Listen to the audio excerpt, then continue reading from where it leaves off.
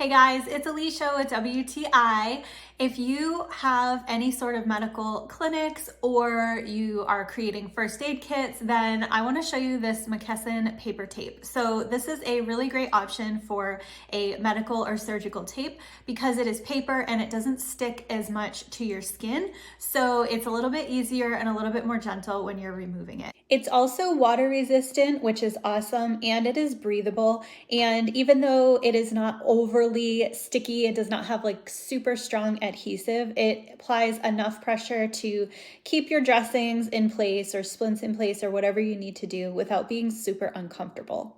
So this is a 1/2 inch size, and I really like this one because if you have smaller areas that you're bandaging, it's really great because you can get into those nooks and crannies. For example, when bandaging fingers, it does a really great job. So we have most recently been using this for my husband when he has been splinting a injured pinky finger, but we use this for all sorts of things, for any sort of first aid issues that come up and just for stocking first aid kits. So I would definitely recommend this paper tape from McKesson, and that is my point of view.